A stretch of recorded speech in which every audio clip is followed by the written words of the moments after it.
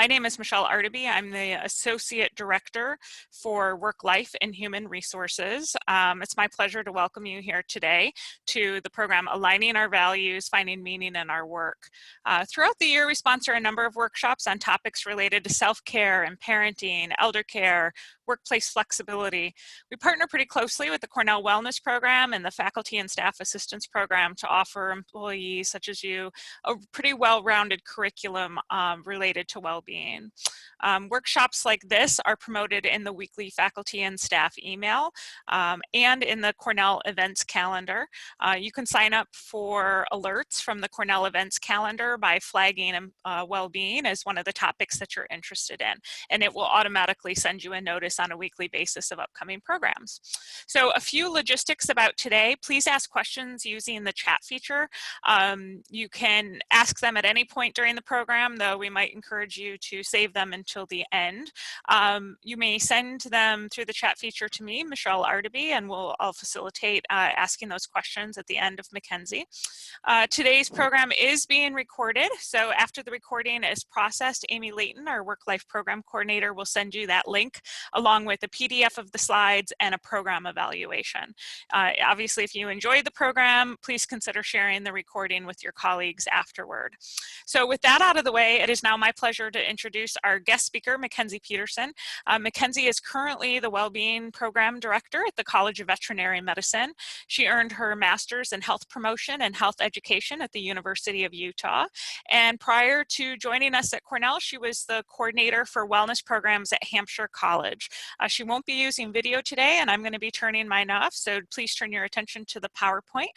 Thank you for joining us today, Makenzie, and please take it away.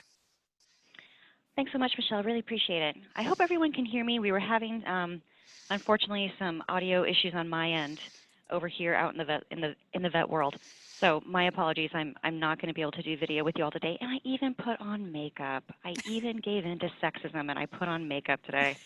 C'est la vie. But it's okay, because what you guys do get to see, you get to see my handsome, handsome dog, Odin. And just a little bit more about me. I did some contract work for Harvard School of Public Health and Harvard Medical School. And as Michelle said, I'm the Wellbeing Program Director at Cornell. And a lot of my role focuses on overall well-being, helping faculty, staff, and students build resiliency, talk about compassion, fatigue, and burnout, and do some general health promotion, health education.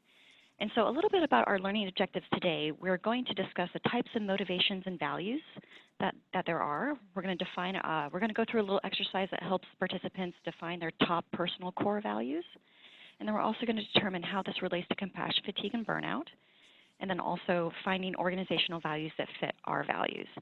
Now, I know when folks were doing registration, there were some questions that kind of popped up for folks in the registration piece. I just wanted to address those really quick. Some folks said they're hoping to identify the parts of our role that contribute to fatigue and burnout and how to manage those parts of their job.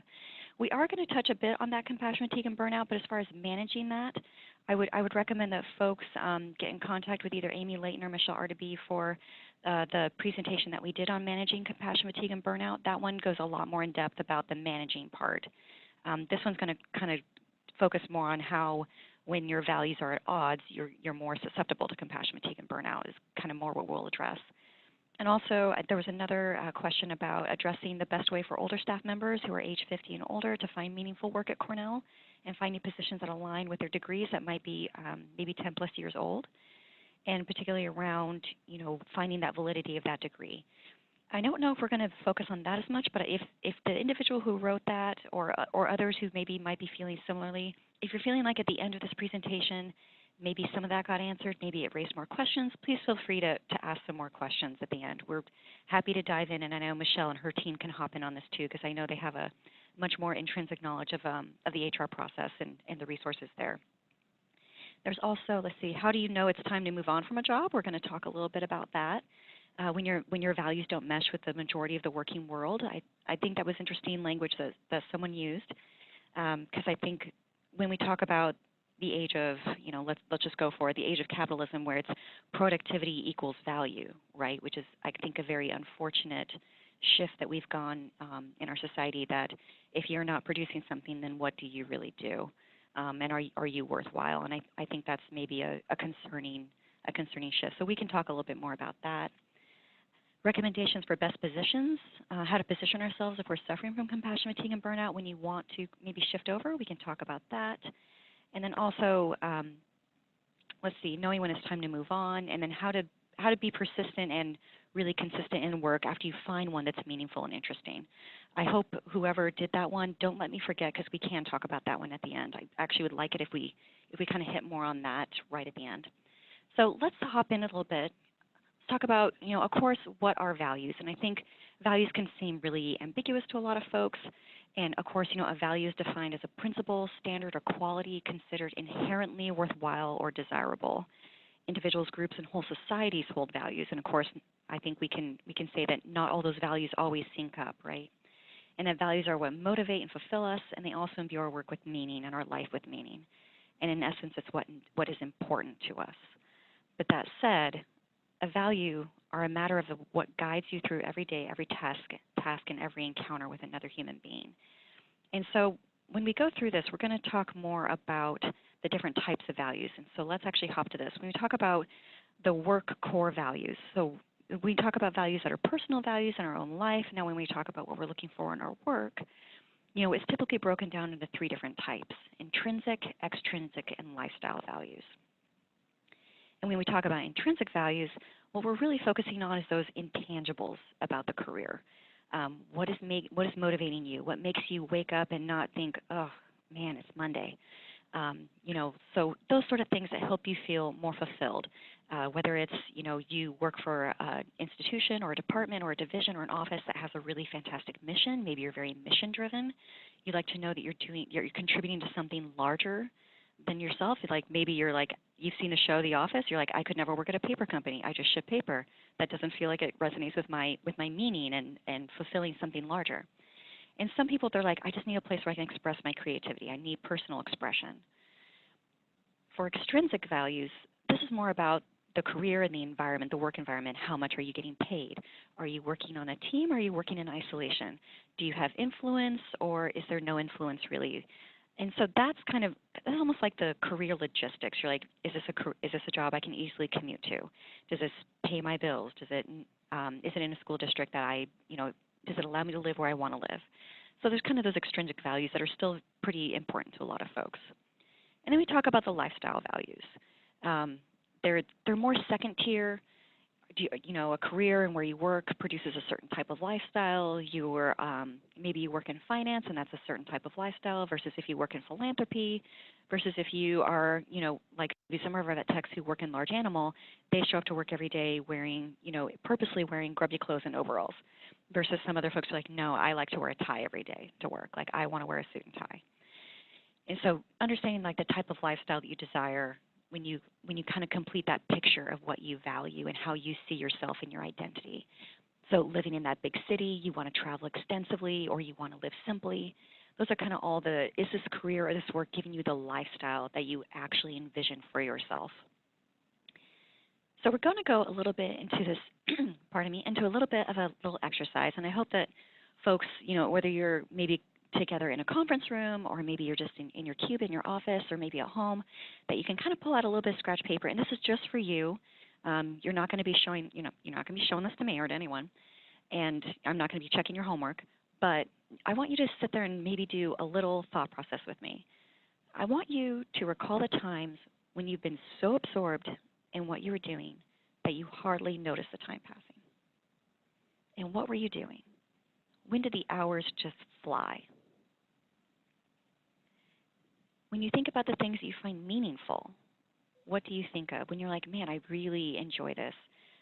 When I'm done with it, I never regret that I spent time doing it.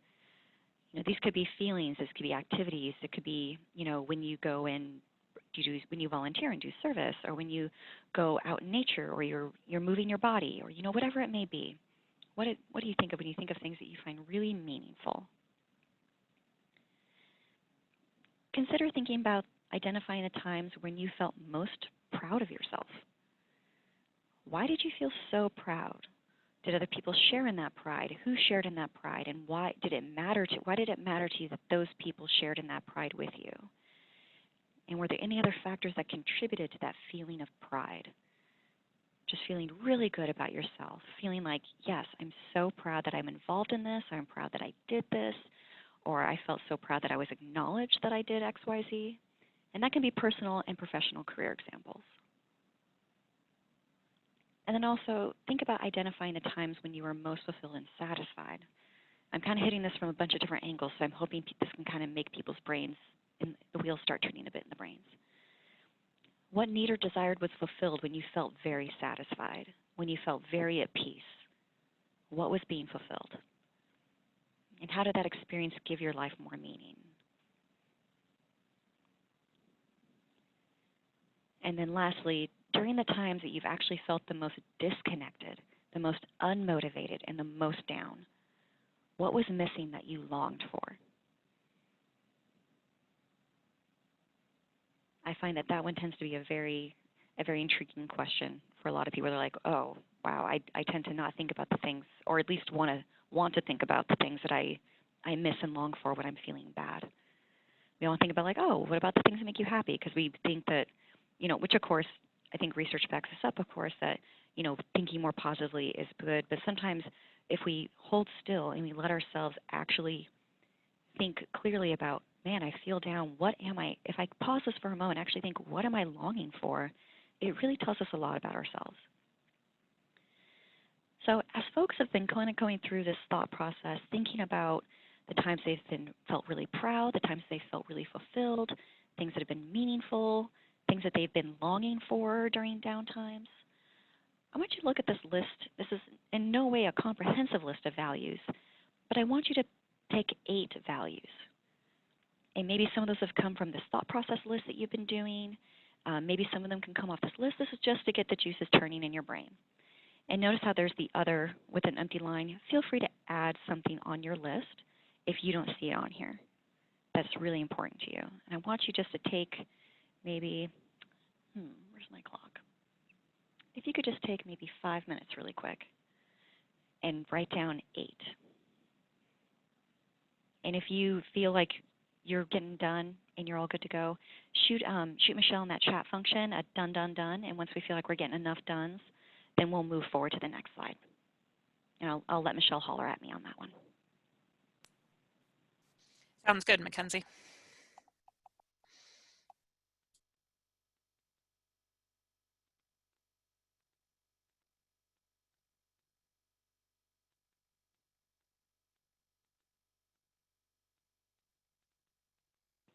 And just so you know, I'm muting myself and I'm doing this exercise too.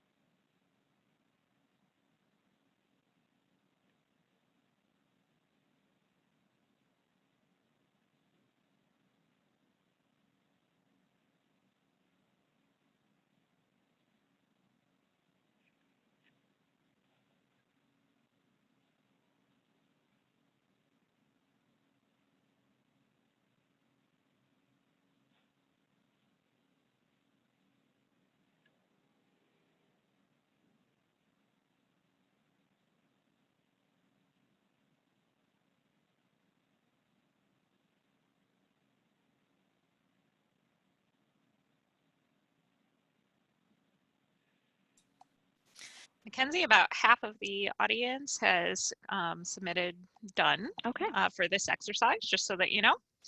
Okay, sounds great. Hopefully folks will give them maybe just 30 more seconds. Hopefully they can just make some gut decisions. Sounds great.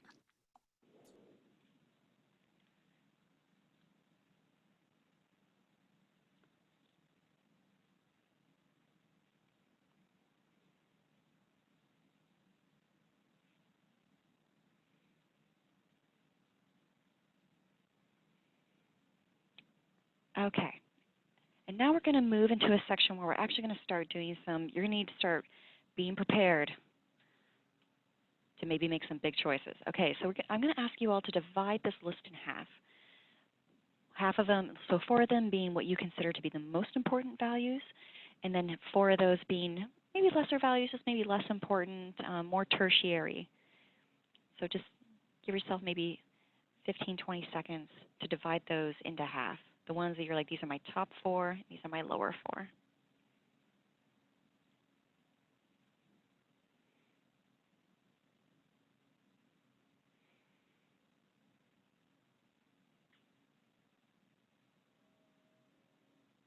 Okay, now what you're going to do is you're going to put the lower section in the toss pile. You're going to make a proverbial toss pile.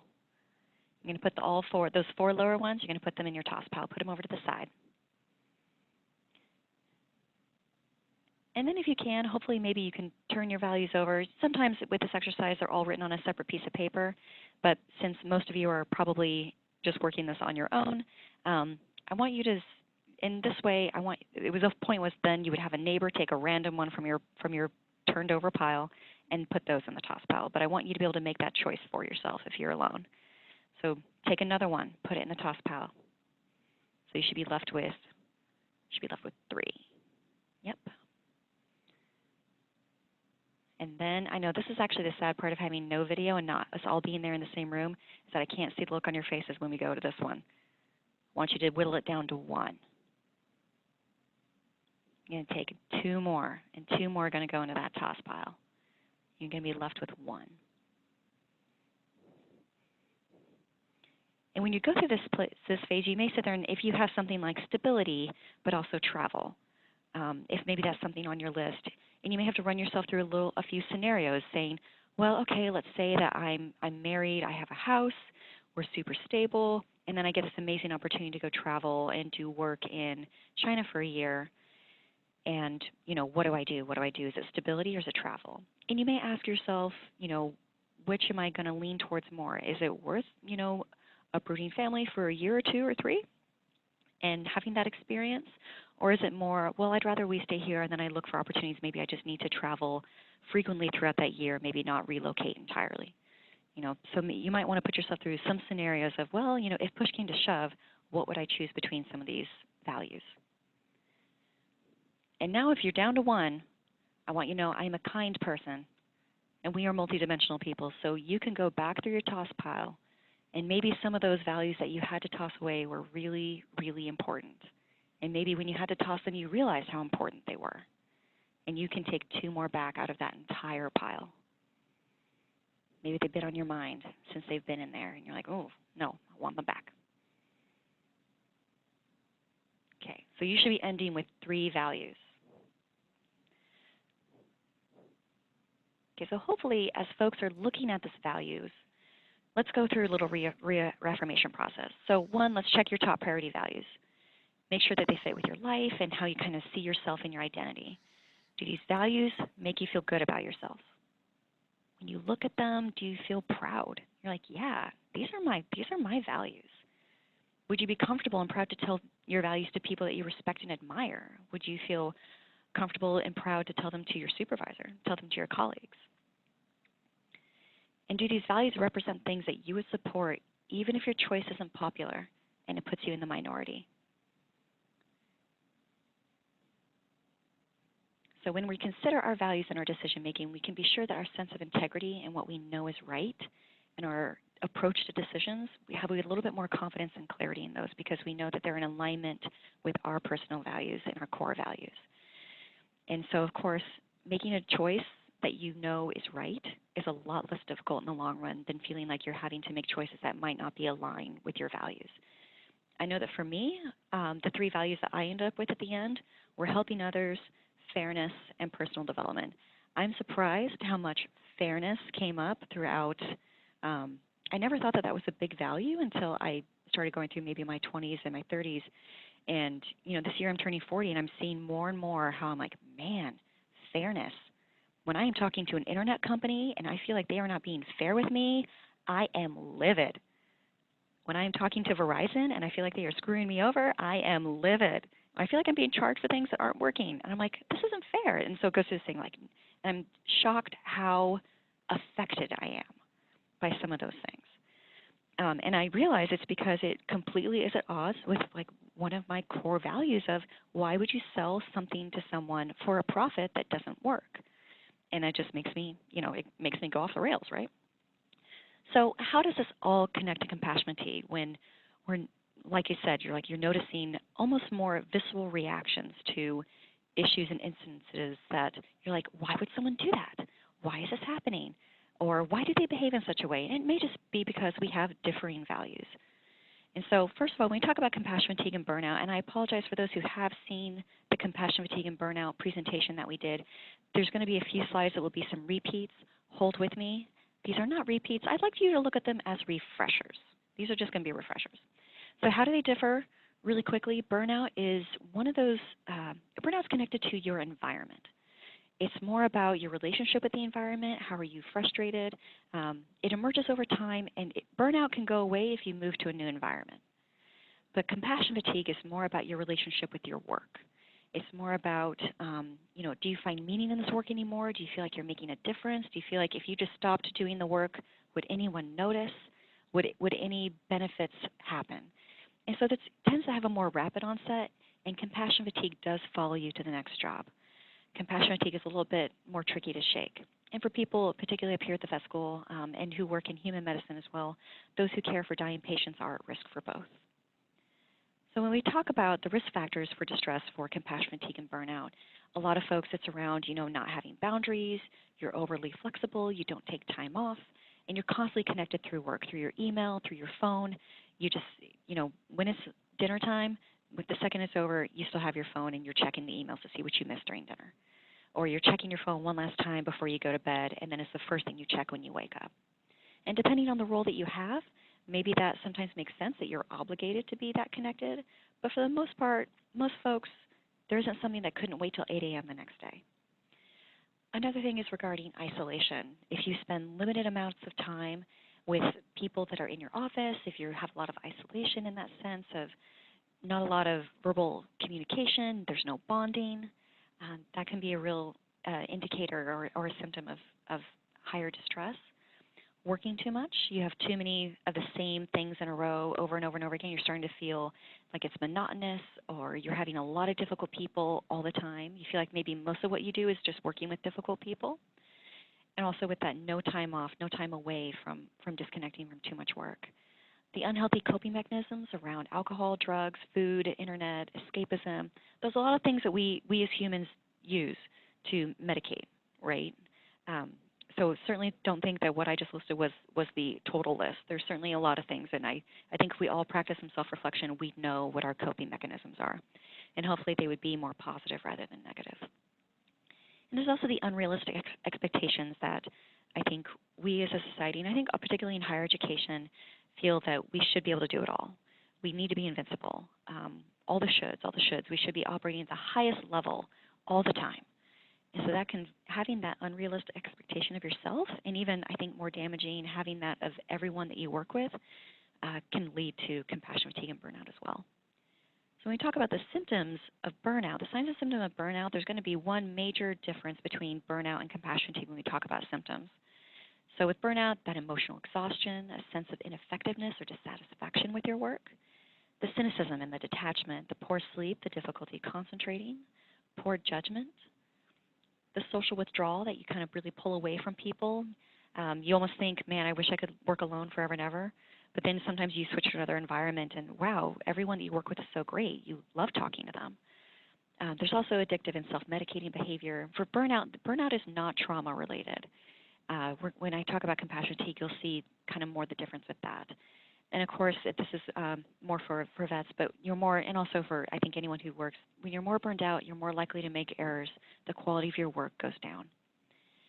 And so we talk about these stages of burnout. You can kind of see how you start out super enthusiastic in the work. You're super excited. Maybe you sat there and thought, I'm joining an institution or I'm joining a department or a division that really is aligned with my values. This is where I want to be. I'm feeling such fulfillment from the get-go, total optimism. And then you hit that stagnation where, you suddenly realize, oh, workplaces sometimes kind of operate the same no matter where I go. Maybe you're starting to feel a little disappointed. Maybe some of the rose-colored glasses are coming off. You're trying harder. You're putting in more work, and it's kind of not really going anywhere. So it kind of leads you to this sense of frustration. You experience maybe failure, a sense of powerlessness. You're putting in more efforts and not seeing a visible payoff. And you're not receiving enough acknowledgement for what you feel is a lot of energy and effort that you're putting in. And so it leads you to feeling more incompetent and maybe inadequate, which then kind of pushes you into this really dismissed, demoralized place of apathy, where you're just like, you know what, I'm disillusioned. I'm not happy. There's no way out of the situation. I'm going to clock in and I'm going to clock out. This is just the way it is. And so actually our director of HR here at the vet school, her and I were having a conversation once, and she made this great statement that I really enjoy. And she said, she's like, I'm really concerned about the people who quit and leave. She's like, but I'm even more concerned about the people who quit and stay. She's like, because what can we do? How do we re-engage someone who's in this stage 4 apathy phase? So then at this point, I think us as individuals, and then maybe folks who are more engaged as supervisors and leaders, engaging in that stage 5, this intervention, where we sit there and think, okay, let's recognize that you're in a place of burnout. Let's recognize you're in this place of physical, mental, and emotional exhaustion. Because, of course, there's that mind-body connection, right? If you're not feeling good with your mind, your body's going to feel that too, and vice versa. So going to this place of how can we actually address this burnout, address this compassion fatigue, and what are the ways that people can work collectively to feel more re-engaged again.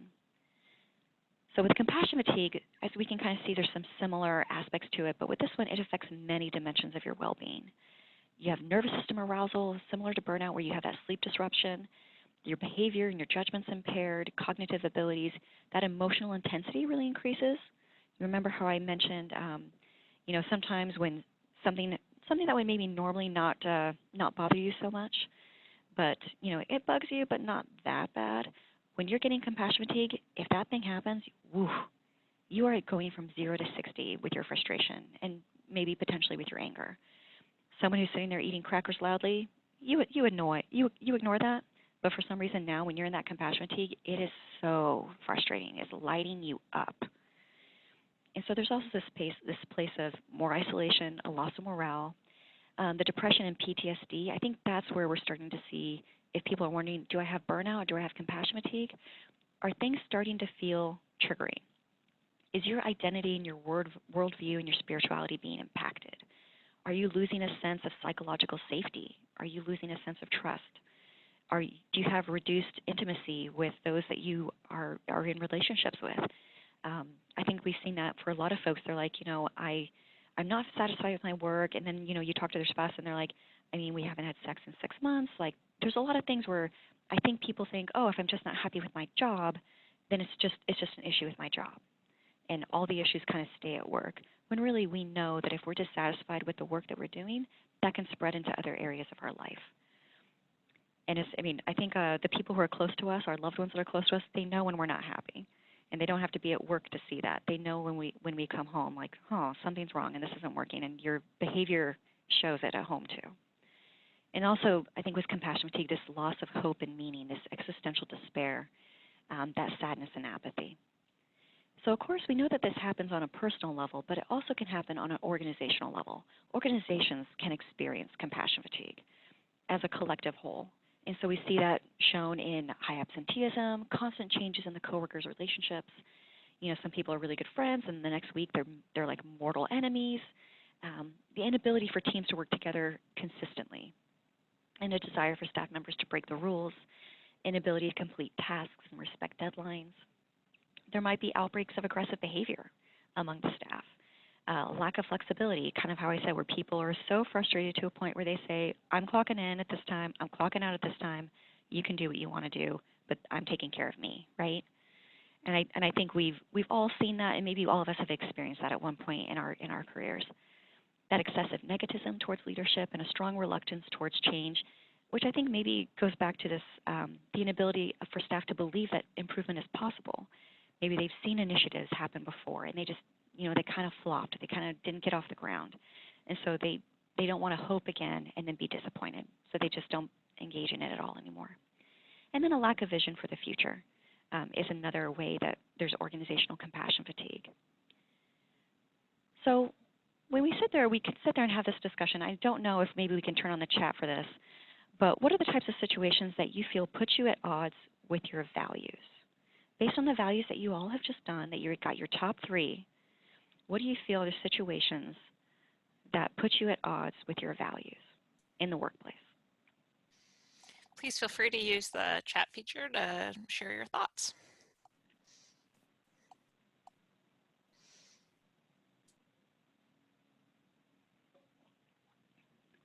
Michelle, can you hear me okay when I talk?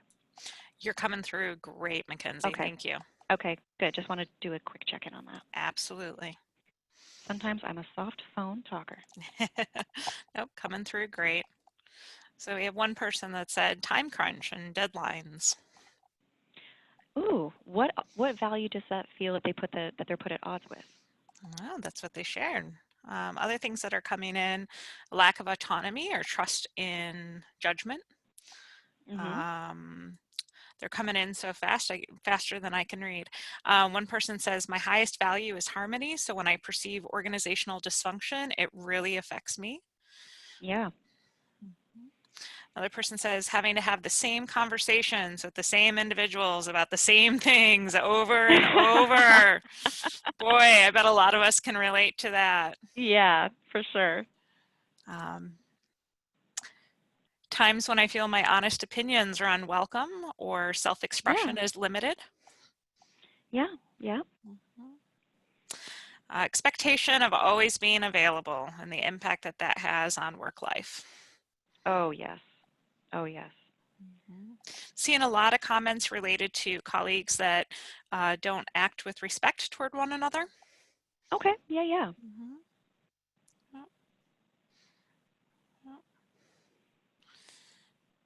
Lots of great stuff coming in. I can't read through all of it, but some things Yeah. related to bad attitudes in the workplace, Yeah. when somebody's top value is happiness, being tasked with projects that run counter to one's values or what that person thinks is important. It's really difficult, I think, for folks to be given directives that they either weren't a part of the decision-making process, or, like they said, are just not in alignment with their values or what they think is the direction that should be taken. It's really hard to motivate yourself to roll those initiatives out. Definitely. Yeah, absolutely. And then some task-related things, having to order supplies from companies that you may not, value or support for ethical reasons. So that very tangible thing that somebody is dealing with. Yeah, no, I think I've definitely had that experience. I was fortunate when I worked at Hampshire College. They had we had our company cards. Those cards would not work at Walmart if people tried to buy something for work at Walmart. Which, I mean, I hear that that's not necessarily everyone's values, but it was the value of the institution to not make purchases from Walmart. Yeah. I'm seeing some remarks regarding imposter syndrome and kind of the challenge of not being able to come forward with curiosity and just being anxious about how that person's going to be perceived. And this one's very interesting, not being heard when asking for support or help with a project, just being told, you're doing a good job, you're doing a great job. When that person, may know, well, maybe it could be better. Yeah, it could be better, or they're the ones who know, I don't think it's working as well as I'd like it to, so I do need help. I think I've definitely had some folks who've come to me and said that. They're like, I know when I need help, so it's really discouraging when people think they're giving me the pep talk of, oh, don't worry, you got it. When you're like, I know me, and I know I don't got it, and I wouldn't come and ask you for help if I didn't know. So it tends to feel dismissive rather than empowering. I think when Sure. people say, oh, you got it. And I think the Thank you so last much for one, ever. yeah, Go for it. yeah, go ahead. I was just going to say the last one here that I think really stands out to me is, you know, when your value is serving others and you receive a promotion, and that means moving away from kind of the programmatic work or being directly of Mm, service to people, that kind of disconnection. So, you know, we have a lot of folks who grow their careers at Cornell, and oftentimes yeah, growing tends to mean supervision distance. responsibilities as well. It doesn't Yeah. always, but that may impact or not be in sync with one's values, or just feeling like, you know, you're not having a direct relationship with the ultimate customer. That can be Yeah, challenging. absolutely. And I think for a lot of folks, it hits that place where they're like, I no longer am doing the thing I really enjoyed. That was part of my previous work, which maybe was, programming, direct service. Maybe it was creativity, the self-expression that they could develop in their projects. And now, of course, the moving up, which is it suits, some of their other values of like, yes, I want to grow, I want that personal development, I want to, make more money, things like that. And then suddenly they're like, oh, I'm no longer doing that engagement work that I enjoyed. I don't have that self-expression opportunities with programming or with anything like that. So yeah, we have these situations in our workplace that do put us at odds with our values, or that we feel maybe, in that way. What am I trying to say? It's sorry, y'all. It's in the brain. The hamster is chugging along. It's in the wheel, and it's not coming out. So I'm not going to finish that statement. I'm so sorry, y'all. But we're going to keep going because it's going to happen. It's going to come out. So when we sit there and we apply this to the community level, when we talk about what is the values of our institutions and our organizations, what is the values of a community? So we're going to take this and apply this to, of course, a community is a group of individuals who share a mutual concern for one another's welfare. And based on some of the comments that folks wrote in, it sounds like feeling like there's not, respectful treatment among one another, that there isn't that concern for one another's welfare. What is it when you're a community versus just a group, right? I think Robert Putnam from Harvard University had a great one when he talked about this. He said the root for the same team, and they share some of the same interests, but they are unaware of each other's existence. Their ties, in short, are to common symbols, common leaders, and perhaps common ideals, but not to one another. There is no mutual concern in that way. So when we talk about a strong community, a particularly strong community that has these values, the four components of a strong community, when you're looking for institutions or organizations or divisions that maybe might be in alignment with your values, or if you're looking to make a shift, or if you're wanting to amplify the current location that you're in, you maybe want to do an assessment of, do we feel a sense of community in the division that we're in right now? Let's do a quick assessment. Are there shared values? What are the core values that attract members and keep members of that community or that division of that group? The values are usually explicitly stated on the website, the marketing materials, through formal inquiry. Like even here at the vet school, when people talk about identity and values, there's stuff that we put on our, on the web page, there's stuff we put on our marketing materials, and then there's the boots on the ground experience of the organizational culture, right? And sometimes that differs. And so values are also explicitly expressed by what members say to one another, who they welcome, and where they spend their time and their money. Whenever people sit there and say, I'm not sure what the values of my institution are, I'm always say, follow the money, because that usually tends to show where people really place the value. And we do have, we would say that that's implicit and explicit. The implicit values are always much stronger and more meaningful than the explicit values. So if we sit there and say, we value flexible work time, but not a single person would ask for it because they don't think it would be approved, then we know that the implicit culture is, no, we don't value flex time. But we want everyone to get to that place, right? We want everyone to actually really internalize that, not have it just be explicit, but also implicit. There's also that membership identity. Everyone seems to know who they are, how they should act, and what they believe. And when we sit there and say, like, who is your membership identity? And people are like, well, I don't know. I don't know what our membership identity is. Then you may realize that you are part of a group and you're actually not part of a community. And also there's those two spheres that we have when it comes to membership identity. There's the, of course, when we have people who are coming on for interviews, there's a certain sphere we let them experience. Or when the students come up and they're coming into the spaces and they're checking out Cornell, there's a sphere that we let them see. And then there's an inside protected space that's for insiders. How different are those spheres? And where can you see an identity difference in those? And also there's the moral prescriptions. Who do we protect? What do we protect? What's tolerable behavior? What's intolerable behavior? What do we share? Who do we share it with? Who do we respect and how do we show respect?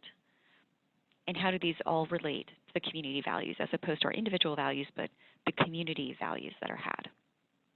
And I always find the what is tolerated to always be a really fascinating question to think about in a community about, like, wow, what's the behavior that's tolerated that we maybe don't explicitly say is tolerated, but what we've seen just through actions and behaviors is tolerated. And also there's this insider understanding. You don't have to explain vocabulary. There's no need to recap history or the fundamentals of the field. Everyone can use that coded language among each other. Human resources have got a coded language. They can speak in a language that I don't understand. You know, we've got folks in engineering who speak in a coded language that I don't understand. And everyone's got this shared experience. Like even our vet students up here, they've gone through similar experiences of vet school. They've gone through the shared fears, challenges, discomforts, triumphs. And so they don't have to explain those experiences to others.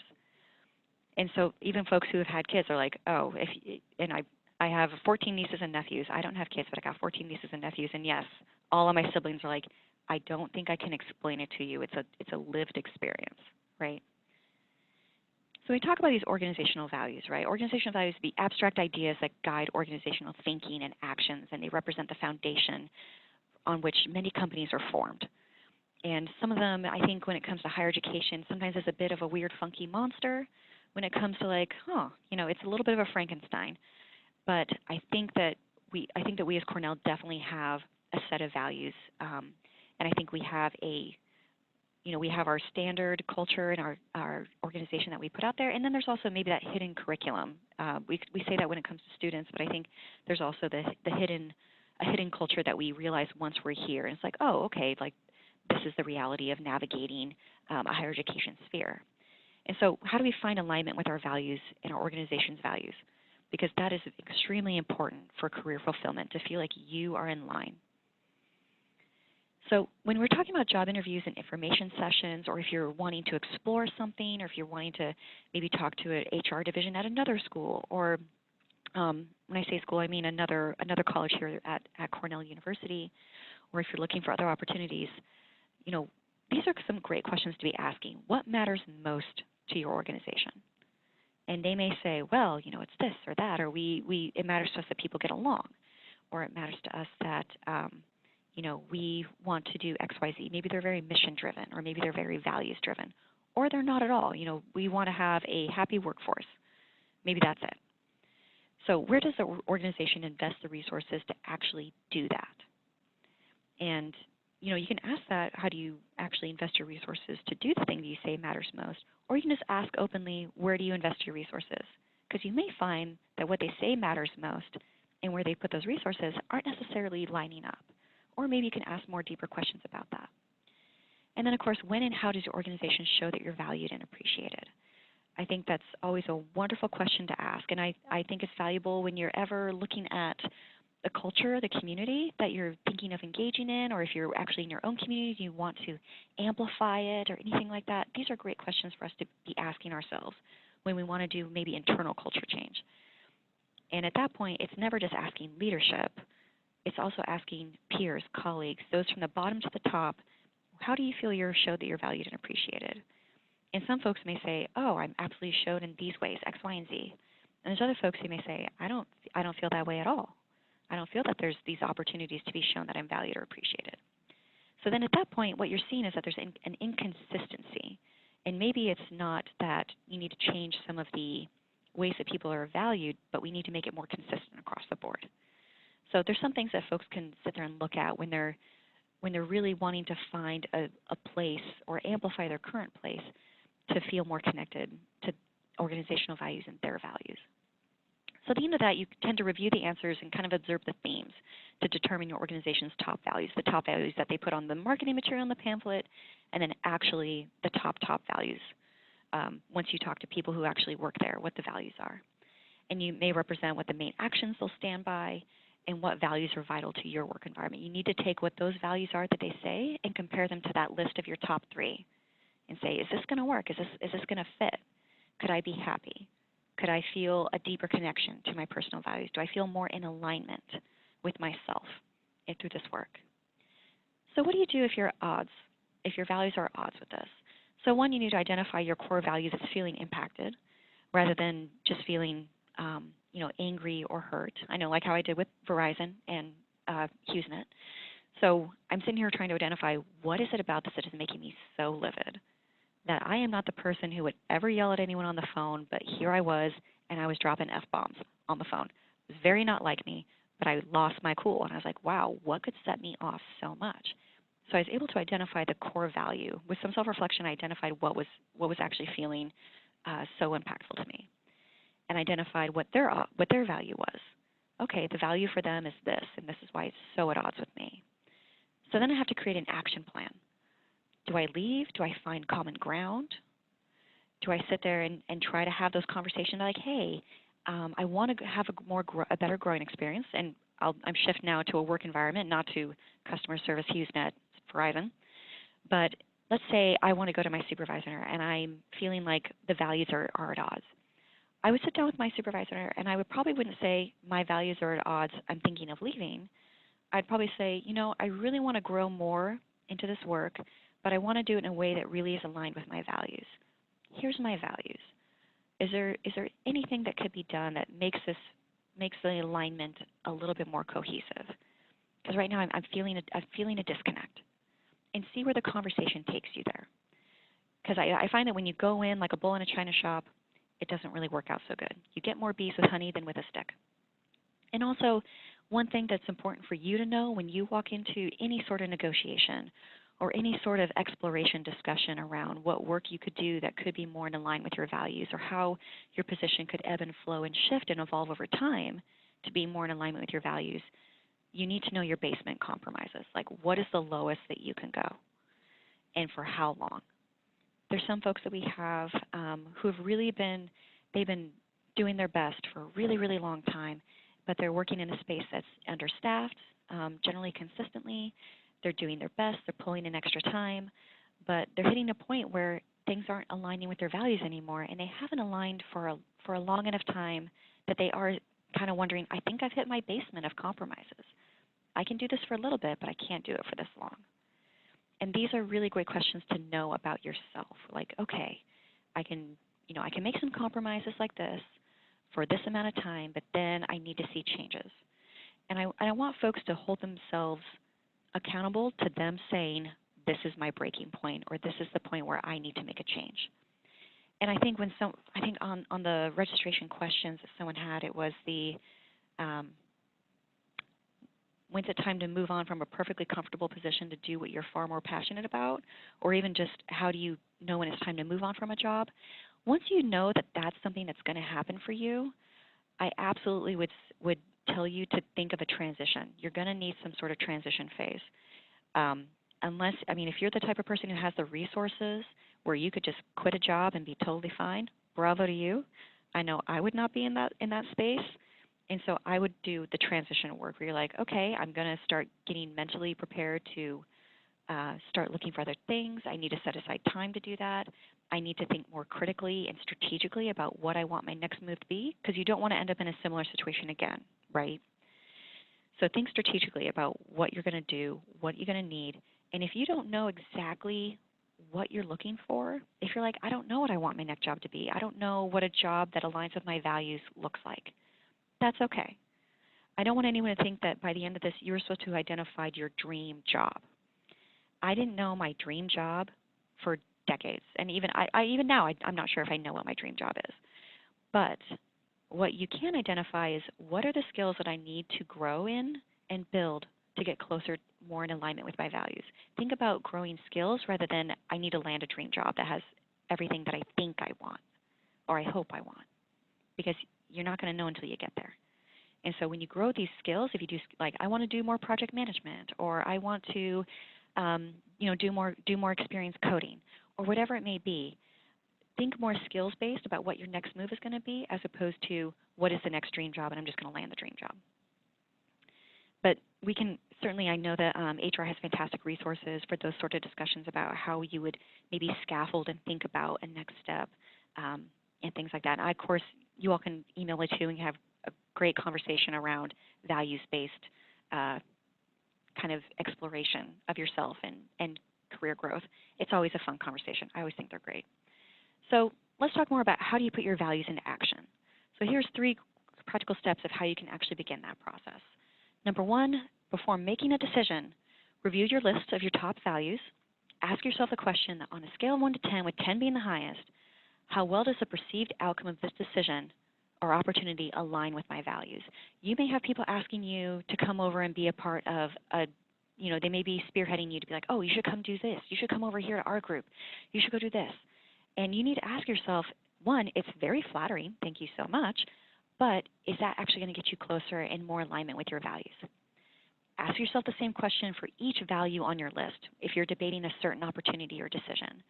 And once you've rated that, with 10 being, yes, absolutely in alignment, with 1 being, no, not in alignment at all, you kind of add up those scores and get your average. And you can see if the average score is below 7, the decision or the opportunity may not be in alignment with your values. And you may really need to seriously reconsider it. If it's a 7 or higher, that decision may be certainly much more in alignment with your values. 2, check in on your values daily. Daily, weekly, whatever you feel is best, but check in. How well did my decisions and my behavior align with my core values this week? Was that conversation that I just had, was that in alignment with my values? Did I treat this person in a way that I would want to be treated regardless of how they treat me back? At least I can say that I'm happy with how I behaved. This it can only take a few minutes, but provides you with a good sense of what to improve and what you think you did well. And also purposely reminding yourself of your values. I am a big fan of the visual reminders. I do them all the time. I change passwords to be in alignment with like a certain goal or particularly big long-term goals. You will see all my passwords change to be that so that every time I sit down and I type in something, I'm reminded of that goal. I make it a screensaver. I put up something in my office. I find a picture or an image that represents that. So I took 5 years off in between my associates and my bachelor's because I had no idea what I wanted to do with my life and I didn't want to spend more money. But when I decided to go back and finish my bachelor's, I made a mixtape because I'm old. And yes, mixtapes were in then. And I had this whole mixtape that I would play every time before I would work full time and I would do school. And I'd play that mixtape every drive over to school being like, okay, I got this, I can do this, I can do this, I can do this. I had to pump myself up. And it was very, very helpful. So even just little things like that can be really, really positive ways to keep you working towards your goals and your values. And if folks are looking for a little bit more resources, I just know there's 3 books that I wanted to mention for folks and also some more detailed information that's online. For folks who are wanting to expand a little bit more about those self-assessment tools, including a values inventory, maybe if you're a social science or humanities graduate or a postdoc, they have Imagine PhD, which is a really similar tool. And then there's ONET Online that kind of has their search function is all based on work values, which is pretty great. So there's a lot of opportunities that I want folks to know that they can, screenshot this, whatever you need, but this is a wonderful one if folks are wanting to dive in more and explore more about themselves and their own personal growth and how that aligns with careers and their passions. So thank you so much. I know that we don't have tons of time. I'm around. I'm actually not running off anywhere right now, so I can answer more questions if folks have questions. I understand that there may be some folks who need to hop off and go about their day, but I'm around for more questions if folks have, or you can certainly email me too. All right. Thank you, Makenzie. This was wonderful. We really appreciate you spending the time and sharing this information with us. Folks, we're going to keep the webinar open since Makenzie's offered to continue asking some questions. And it looks like, let's see here. We have an individual asking, can this session be requested for Teams on campus? Yeah, that's totally fine. Okay. All right. Somebody's saying, can you go back to the resource slide? They want to take a screenshot of that, Makenzie. Okay. Of course. We have, so getting a little deeper here, how do you elicit the values of an organization or a department that has not done this work but would like to? Eliciting the values, as in eliciting the values as in the values have already been stated, or they're trying to actually determine what their values are? I'm guessing this person says yes to both. Yes to both. Okay. So if you're going through the process of, well, first I'll say if the values have already been written down on ink and they've been printed on very glossy paper, For me, I would say I tend to, because I've had these conversations actually with our dean when we've talked about our values, because we have 8 values, which if you look at the values, organizational values research, 8 is way too many. Honestly, you should only have maybe 1 or 2. And I know that Cornell University only has 4. And even then, I would say, wow, that's kind of a lot. Because our organizational values are meant to not be aspirational. They are meant to actually be our identity and who we are. And I think that before folks hop into what are our values, and then they go through the entire roundabout of like respect, diversity, and they kind of do this whole massive wide sweep, I think it's really important for folks to sit down and they've done some great things where they actually survey the community to actually say, what would you say our values are? And when you get it from the grassroots community, where you actually hear, this is a culture we've created, what would you say the values of our culture are? It can be really eye-opening.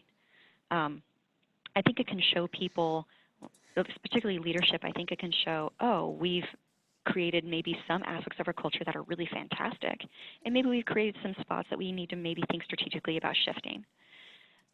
And so for me, I would say having leadership, not have it be just a leadership decision, number one.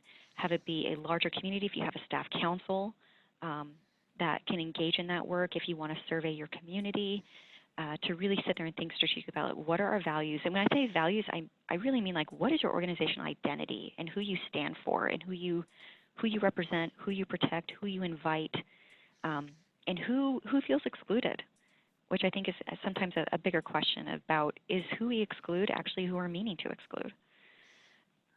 So Okay. that's what I would say in regards to some of those, is that to think strategically about those things and do some of the research. And actually I have a great article that's about that. It's a little lengthy, but I think it really hits the organization on the nose when it says, people sit there and have these massive visionary commercials about like, these are our values, and like huge helicopter drone photos of everyone outside the organization waving at the drone.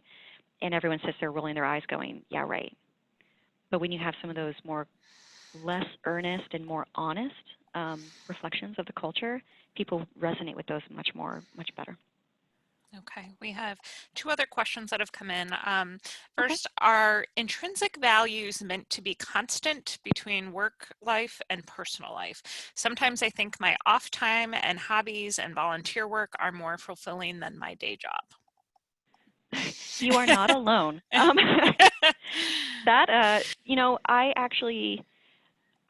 Okay, so background on Makenzie Peterson. For a long time, when I finished my master's and I moved to Boston, I worked in Boston for 6.5 years, there was a time period where I wasn't feeling super engaged in my work, and so I was, it was right after the 2008 collapse, and nobody was hiring. So I was definitely not getting any of the jobs that I thought were comparable to my education, and they certainly weren't, the fulfilling positions for sure. And so I found myself doing tons of volunteer work and engaging in a bunch of other things because I wanted to feel fulfilled, but also because I was still trying to figure out a little bit more about, do I want to engage more in these spaces when I volunteer for these nonprofits? Is this the direction I want to go? Maybe this is where I want to be. And for someone who, I would say intrinsic values for you, yes, they are going to be the values that are going to be the same for you. Your work may not have intrinsic values in the sense that your organization may not have intrinsic values. You hope that they do. You hope that they have values and an identity that doesn't shift and change all the time. And you hope it doesn't shift with every leader that comes in. You hope that people hire leaders that fit the values of that institution, that the institution has the values in and of itself that exist outside of whatever dean you have or whatever senior leadership you have, that there's a really strong positive identity. And I think that's one thing that I've seen in some organizations that I always get concerned about, is that the culture seems to change every time they get a new leader. So every 3 to 5 years, they get a whole new culture every time, which can make people feel a little unsettled. They're like, well, is this what's going to happen? Is this who we are now? What's our priorities now? And the priorities shift with every single leader. So I think that's one thing that values, or the company organizational values, is supposed to almost be a really firm stake in the ground of, well, here's something that's always going to be a priority. and people who come to work here and people who come to lead here are stand by this value. When it comes to those intrinsic values for you, I hope that you can use that as like a lightning rod. Like, this is the thing that I know I need regardless of where I work or regardless of where I spend my time outside of work. And it's trying to find work that's in alignment with that for sure. Can you get more engaged in the volunteer work that you're doing, or and particularly, what is it about that volunteer work that lights you up? What is it that's making you sit there and see things from another perspective, or you leave that time not feeling drained? I have spent so much time doing, actually, when I was in Boston, I was doing sexual violence prevention work, and that's pretty heavy work. And I would spend time doing that, and I wouldn't leave feeling drained. I would leave feeling like, wow, okay, I'm a little tired, but I'm so glad I did that. In Boston, I wasn't leaving work feeling that way, right? I wasn't leaving work going, man, so glad I did that. I'm leaving work going, oh, I'm so glad the day's over. And so it's hoping that you can find a place where you sit there going, okay, do I have to have this job for a while? And if I don't have to have this job, can I shift to another work? Because I know there's some folks that if they have part-time because they have kids, or they don't have the flexibility because of elder care or child care, whatever it may be. But if you have that flexibility to move around a bit, I would absolutely reach out to a trusted HR person and say, hey, I'm really looking to kind of shake things up for myself. What is available? Here's what I think I need. Here's the skill sets that in my own personal life I've been engaging in that have really, really, I've been finding meaningful and fulfilling. What roles do we have here that have that? And how can I actually scaffold myself with my skills to get over to that space? Absolutely. All right. We've had a couple of different questions just about accessing the recording and the slides. Just Okay. to reiterate, we'll be sharing a link to the recording and a PDF of the slides and a follow-up message. A question has come in, are there resources at Cornell, maybe through the university level HR, to explore wildly different jobs than your own? Go for it, Michelle. Yeah, exactly. This person says Take it away. she's had a hard time finding someone to talk to about this. So Emily C., I encourage you to reach out to me, and I can get you in touch with some folks that come to mind depending on what your interest areas are. You may be seeing in some promotional things that have been rolling out references to gigs. This is actually the new terminology for what was previously called experiential development opportunities, or EDOs.